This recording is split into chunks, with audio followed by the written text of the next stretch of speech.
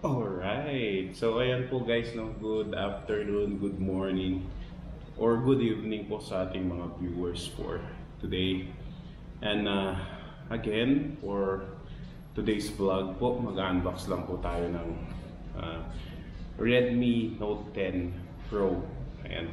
So kung titingnan niyo po, no, actually meron na po tayong na-unbox about Redmi Note, pero ano po lang po yun, Lite. Redmi Note 10 Lite. Ngayon, we got the chance po na i-unbox and mag-discuss po konti ng ating Redmi Note 10 Pro. And so, Redmi Note 10 Pro po, ito po yung ano yung top of the line na version po ni Redmi Note 10. And so, meron po siyang Lite, saka meron yung walang Lite, and of course, meron itong si Pro. Ayan, so mamaya i-discuss natin or kung ano natin, kung ano yung difference nila. Anyways, so itong nakuha po natin is Redmi Note 10 Pro na 8GB RAM saka 256GB ROM. And so check lang natin. Wala siyang nakalagay dito na color, pero mamaya iano natin yung kanyang kulay, kung ano yung kulay nitong si Redmi Note 10. Ayan, okay, so try natin buksan. Natanggal na yung cellophane niya kasi syempre binuksan na din yan. Binuksan na din ni supplier. Alright, so buksan natin.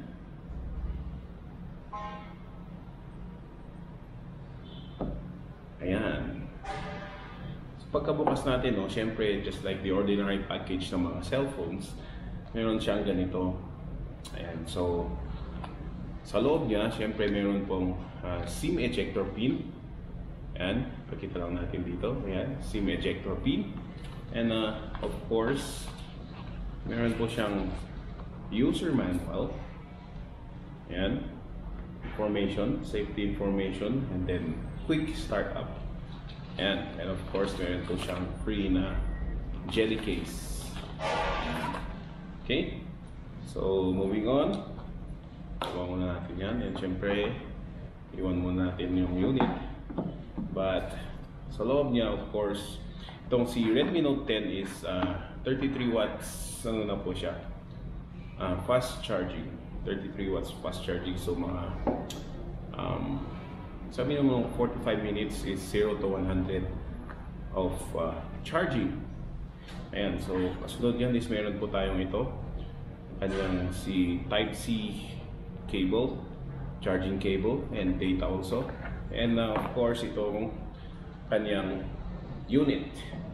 And so ang color po nito is I don't like the color dito. Ayan, so wala po siyang nakalagay, pero ayan. So meron po siyang initial na ano yun? Initial na specs na nakasulat dito is 108 MP quad camera. So ito po yung camera niya dito. Ayan. So yan po yung mga cameras. Andyan yung flash, then ultra. Ayan. Okay. So of course meron din po siyang 120Hz AMOLED display na 6.67 inches display. Ayan.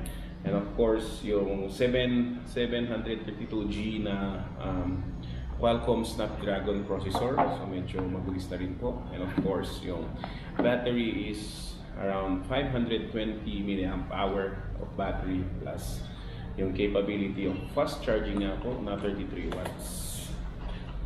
Ayan. So in line with that, tignan po lang po natin itong unit. Ito. Ayan. So sa kanyang likod po muna tayo. Siyempre yung 4 na camera, 5 pala, plus yung premium flash ito. Yan. And of course, sa kanyang right side ng item is yung volume rocker, and also yung fingerprint na fingerprint scanner, and also nandito na rin po yung kanyang on and off na on and off button. Alright, so sa baba niya po dito, ayan, sa baba niya is yung mic, ito, and of course yung charger slot na Type-C, and also yung speaker grill. And so meron po siyang speaker grill. And of course dito sa left side naman ng ating unit is yung SIM card tray. And of course sa taas is meron din po siyang 3.5mm na audio jack pa din. And of course meron din po siyang speaker grill ulit dito, and also meron din po siyang mic sensor dito. And of course yung kanyang camera is a punch hole camera dito po sa may gitna ng phone. Ito po, yan po yung kanyang front camera. Alright, so ito po yung ating Redmi Note 10 Pro.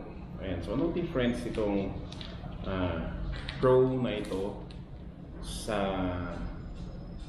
hindi Pro. Ayan, so just like other cell phones, no, meron din po silang Pro, meron din silang Lite na versions, and of course meron pong Lite. Yeah, and meron yung parang pangalan lang, walang Pro or walang Lite. So yun yata yung nasa gitna. But of course, itong sinabi ko nga, itong My Pro is ito yung talagang top of the line na